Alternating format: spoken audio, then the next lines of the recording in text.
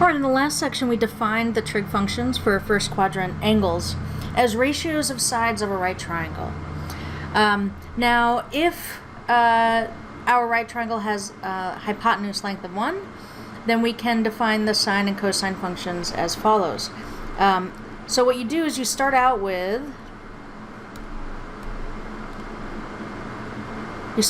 drawing a circle, what we call the unit circle. We call it a unit circle because the radius is 1. And we draw the unit circle on the coordinate plane. It's radius 1, and the origin, the center is at the origin. So this is the point 0, 0. So those are our x and y axes. And if the radius is 1, then we know these points here, right? Okay.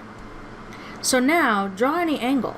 So here I've drawn it in the first quadrant. There's our angle theta. And then I see where it crosses the circle. We can define then the coordinates of the point where it intersects the circle. The x-coordinate is defined to be cosine theta. And the y-coordinate is defined to be sine of theta. This is consistent with how we defined the trig functions in the last section, because if we take this point and drop down a perpendicular, okay, so now we have this right triangle. This length here is the same as the x-coordinate, so that's cosine theta. This length here has to be the same as the y-coordinate, so that is sine theta. It's a unit circle, so the hypotenuse here has to be 1, because that's the radius of the circle. So using SOHCAHTOA,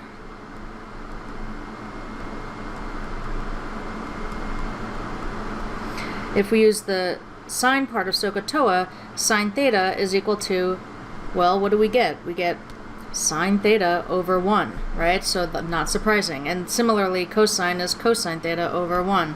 So this is consistent with how we have defined them already. It's just that right now, if we kind of restrict it to these right triangles that have a hypotenuse of 1, we have this interpretation of sine and cosine, which is really quite convenient, where we just sort of think of sine and cosine as tracking this point as it goes around the circle, right?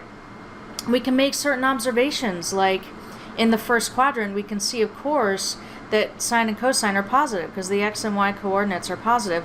But if we move out to, say, the second quadrant over here, we can tell that, you know, for like, say, a point over here, you know, cosine is going to be negative. The x-coordinate is negative. And so we get observations like that. We could see clearly now that sine and cosine will always be less than 1, or between -1 and 1. It's never going to be bigger than 1 because it's sort of bound by where the point on the circle can be. We also get another kind of interesting observation here. Let's, or actually I guess we'll say two more observations. One is that if we use TOA, okay, we find out if we use TOA on this triangle that we drew right here in the first quadrant, we find that tan theta is equal to sine theta over cosine theta, and that is true. We call this an identity. It's true for any angle. So that's one observation. Another observation that we can get is by applying Pythagoras to this right triangle here. All right, so to this one here that I'm outlining in red, if we apply Pythagoras,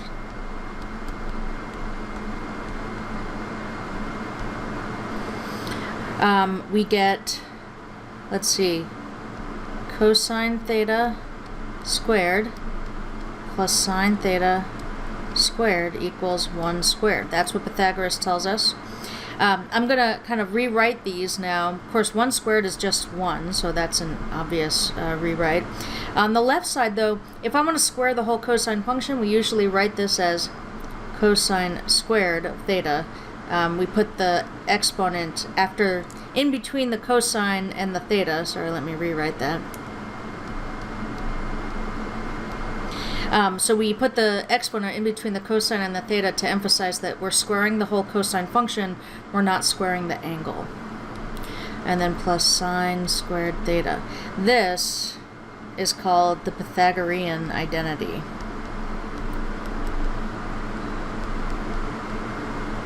And again, it's called an identity because it's true no matter what your angle theta is.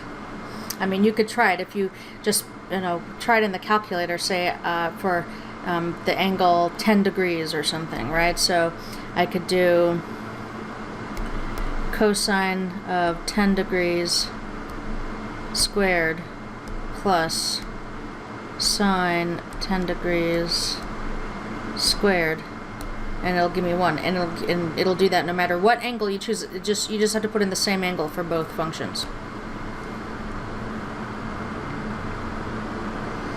Alright, so now what we're going to do a fun little exercise here. We're going to derive the values of sine of 60 degrees, cosine of 60 degrees, and tangent of 60 degrees. We're going to do this really without needing to use a calculator at all. What we're going to do is use some geometry that you've learned at some point, and we're going to kind of, jog our memories and remember some of these geometric facts.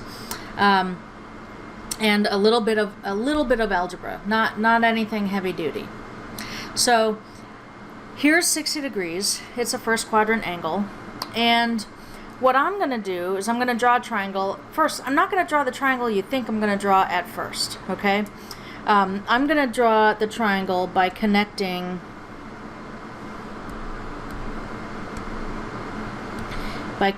this point with this point, right there. Okay, so this is in the unit circle, so I know that this has length 1, and I know that this has length 1, right, because those are both radius.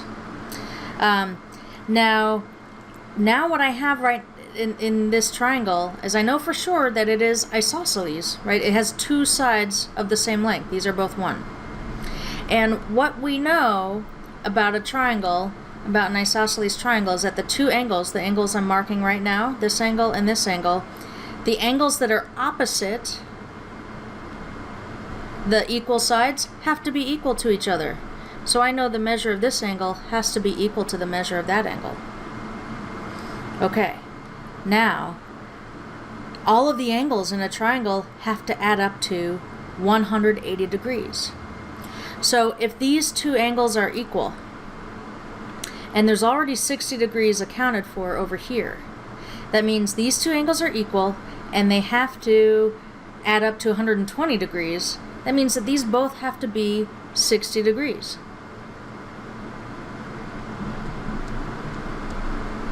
And the fact that they're both 60 degrees isn't going to be our huge takeaway, except that now what that tells us is that this third side is also 1. We have an equilateral triangle. So now we're going to draw the triangle that we thought we were going to draw in the beginning. I'm going to drop down a perpendicular from the top. And when you drop down a perpendicular in an equilateral triangle, it doesn't just split the opposite side into two pieces, it splits it exactly in half. So I know that this is 1/2. So that's really important. Let me just sort of emphasize that. This side here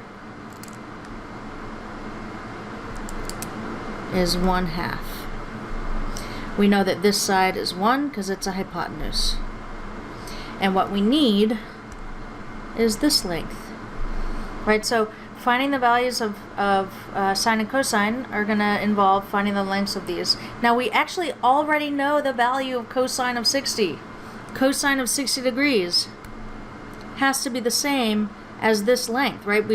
This length of 1/2 over, that has to be equal to the x coordinate. So we know that cosine of 60 degrees is equal to 1/2. To get sine of 60 degrees, I want to figure out what this length is right here for y. So I'm going to use Pythagoras. Pythagoras tells us that 1/2 squared plus y squared equals 1 squared. That means that 1/4 plus y squared is equal to 1. If we subtract a quarter,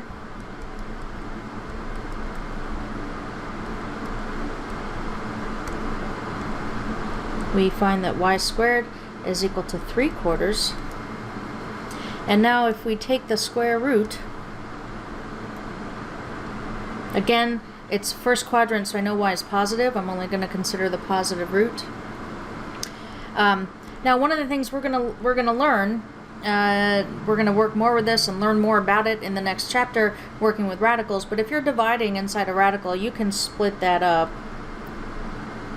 You could split up the radical over division. So root 3 over root 4 is root 3 over 2. If your head is spinning a little bit doing all of this, don't sweat it. We're kind of doing this as a kind of an interesting and fun exercise to show us that we can rely on, geometry we may have learned, some algebra that, maybe is familiar to us, and maybe we've done it but it's been a while, or maybe it's a little bit confusing, but I think we're all kind of familiar with the fact that if you know what y squared is, you can take a square root to get y. And we find that since y is root 3 over 2, we know that sine of 60 degrees is root 3 over 2. So those are two of the values we wanted. Now we also want tan of 60 degrees, and we can use the fact that tan of 60 degrees is sine over cosine, sine 60 over cosine of 60.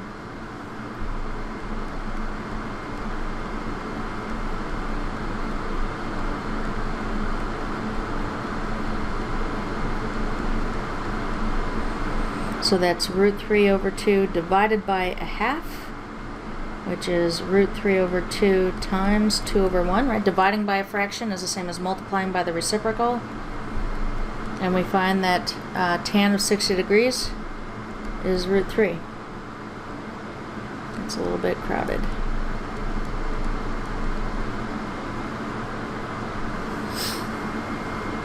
So these are exact values. We didn't have to throw it in the calculator.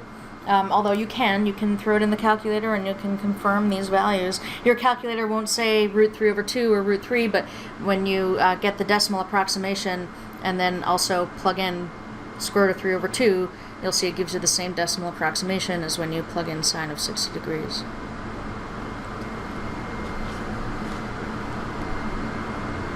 So this exercise we just did can also be done for some other angles. And we're not going to do all of them, but I just wanted to give us that experience.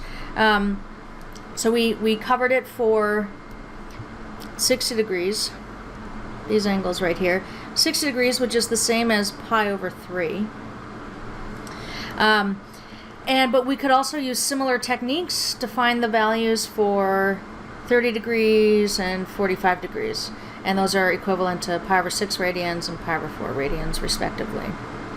Now, this unit circle, right, so we can get them, so we figured out the values for this point right here, right? That's at the 60 degree mark. You can use similar techniques to get the pi over 4 and pi over 6, or the 45 degrees and the 30 degrees. And then from there, because this is a unit circle, because it's a circle of radius 1 and it's centered at the origin, you can use symmetry to get the other values that are shown on this circle. So for example, if I were interested in, well, what are the values at 120 degrees? For this point. I don't have to go through and do all the geometry and algebra again. I simply say, oh, look, this is reflected straight across the circle, right? I'm just flipping it over across the y-axis. So the y-coordinate's the same, but the x-coordinate is just the negative. So instead of a half and root 3 over 2, it's negative a half and root 3 over 2. You'll see that same relationship in these other points. And I like to keep the unit circle handy because sometimes if I'm working with one of these convenient angles that show up here, then I can just use the unit circle and get a nice exact value. Obviously, I'm not going to use the unit circle to get sine of 63 degrees or something, right? So it is limited in that sense. But I also get some perspective and some insights if I kind of keep the unit circle top of mind. Knowing where sines and cosines are positive or negative, remembering that they're always going to be between negative 1 and 1. As I mentioned before, we're really going to restrict our study of trigonometry in this chapter to the first quadrant. We'll branch out more in the next semester. We'll do a whole lot more trig in the next semester. Right now I want to just take a look at using our calculators, because a lot of the angles are not, that we're going to need to work with, a lot of the angles are not just these nice ones on the unit circle. So, you know, there's going to be plenty of times when we really do need to use our calculator. The first thing to keep in mind is that you want to make sure your calculator is in the correct mode. Your calculator is either going to expect your angles to be in radians or degrees, and you tell it what units you're using by putting it in the right mode. So the way you do that is you hit the mode button, and I can see that my calculator is in degree mode right here because that's highlighted. Right, like that was highlighted. If I wanted to put it in radian mode, I simply move my cursor so the radian is blinking, and then I hit enter, and you can see that that switched it. Most of the time we'll want our calculator in degree mode. Just always be aware of what mode your calculator is in. That's a common error that people make. So just try to keep that in mind.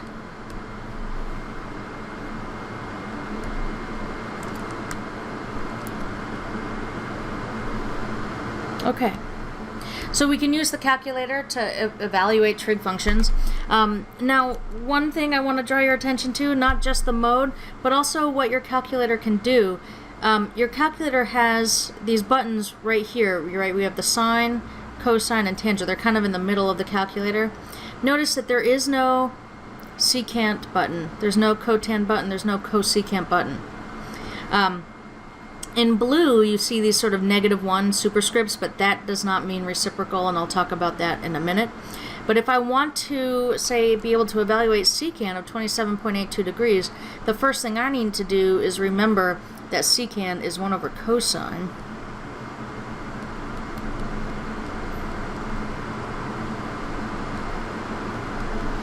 And then plug that into my calculator. 1 over cosine 27.82. And I get 1.131 approximately. That is the value secant of 27.82 degrees.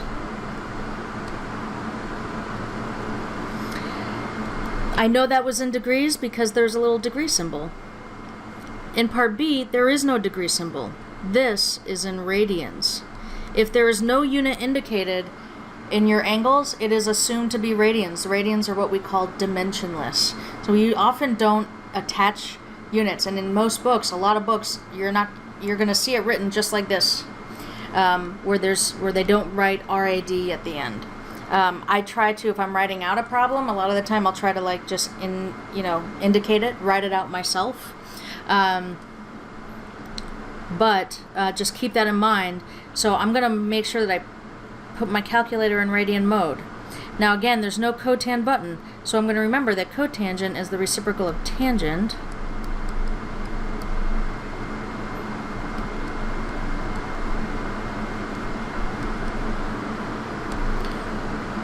Changing my mode.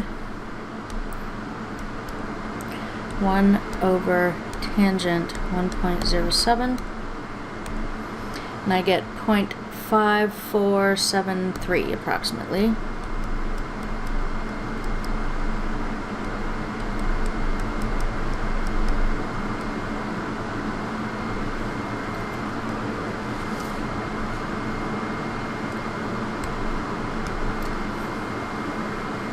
Okay, so next we're going to talk about the inverse trig functions. And as I mentioned before, as when we were looking at the calculator and these buttons, I said, look, right above the sine button, I know it's kind of hard to see here, it's a little bit small, but maybe if you look at your own calculator, you'll see it says like sine to the -1. It looks like it's an exponent, like this, right? That is actually not an exponent. It does not mean 1 over sine. It indicates an inverse function. there's another way to indicate an inverse function, and for trig functions anyway, and that is to use the arc notation. So the inverse sine of x is the same as arc sine of x. So I've included both types of notation here, but an inverse function is simply a going backwards function. So let me back up a bit. So the trig functions that we've been working with, we plug in these things we call angles. We plug them into a trig function,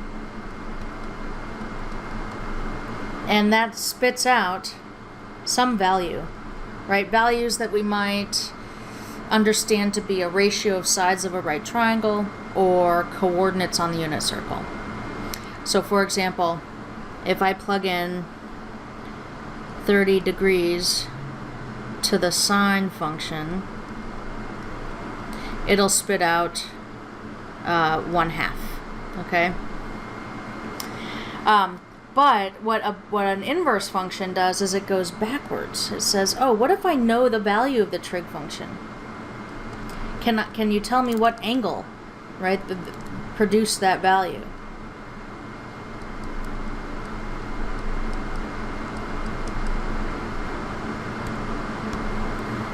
So if sine of 30 degrees equals 1/2, that means that arc sine of 1/2 is 30 degrees, or equivalently, inverse sine of 1/2 equals 30 degrees.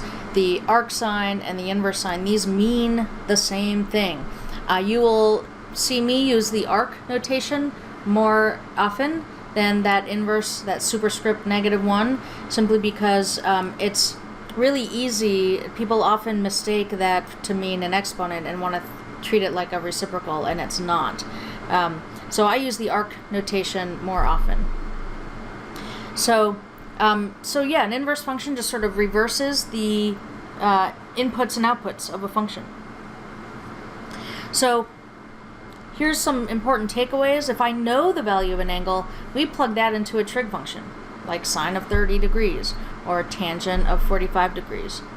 If we know the value of a trig function, like let's say I know what tan theta equals, then I can plug that into the inverse tan function to get the angle.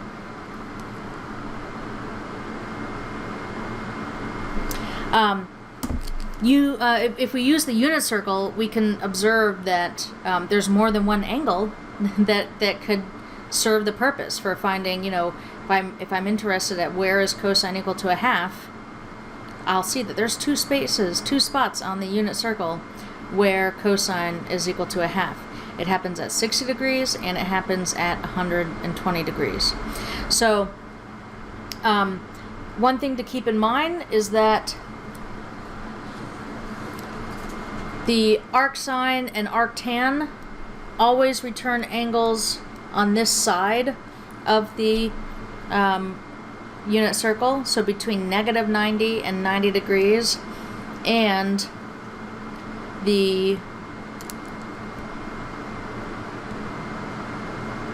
let me erase those, and the arc cosine always returns angles on the top half, so between 0 and 180, and that will capture all of the possible values for the trig functions.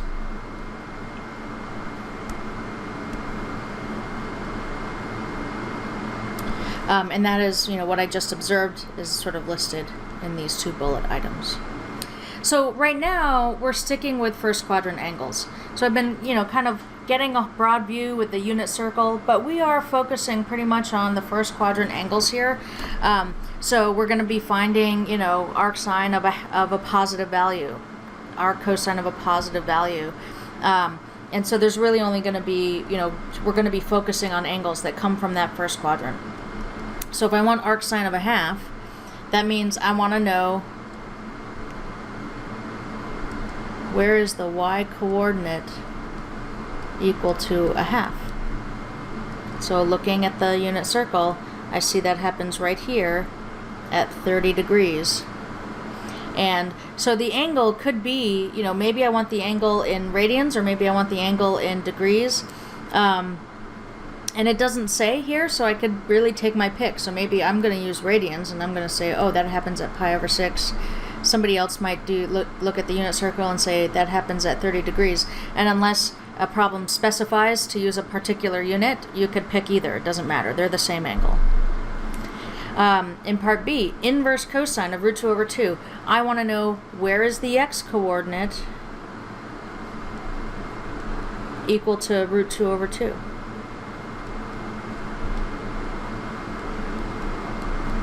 And that happens right here at pi over 4 or 45 degrees.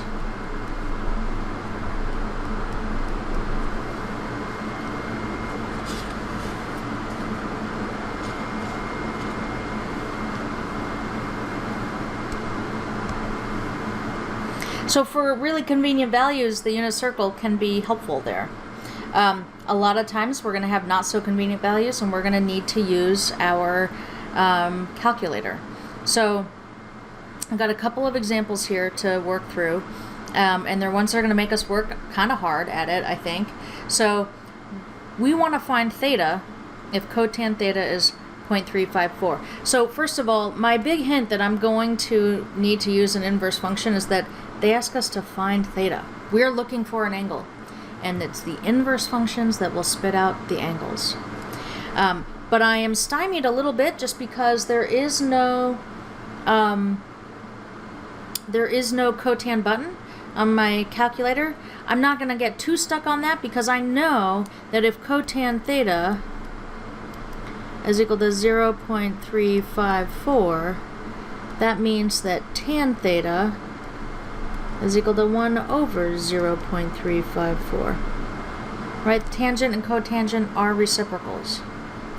And if tan theta is equal to 1 over 0.354, then theta is equal to arctan of 1 over 0.354. Notice that it's the fraction that goes inside the arctan function.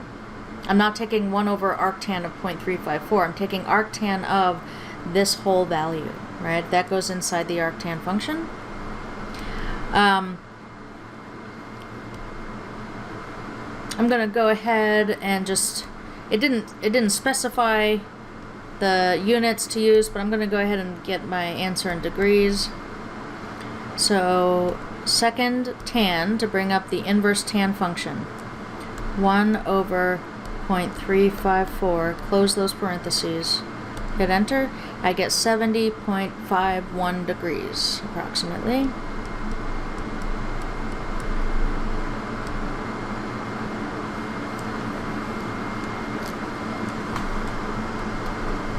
Okay, in the next example, it's similar. They tell us the value of secant. Secant theta is 2.103, but this time they don't say find theta, they say find sine of theta.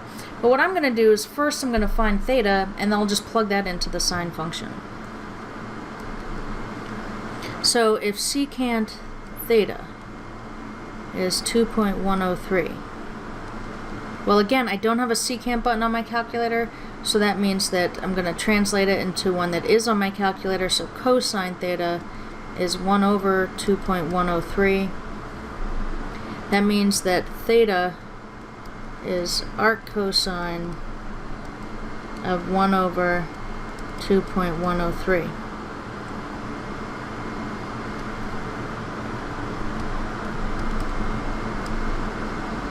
Second cosine, right, the inverse cosine function, 1 over 2.103, close parentheses, 61.61 degrees. Now they wanted us to find sine theta. So now I have an angle to plug into sine. So sine theta is sine of 61.61 degrees. This is now just regular sine, it's not inverse sine, so sine 61.61, and that is 0.8797. Oops.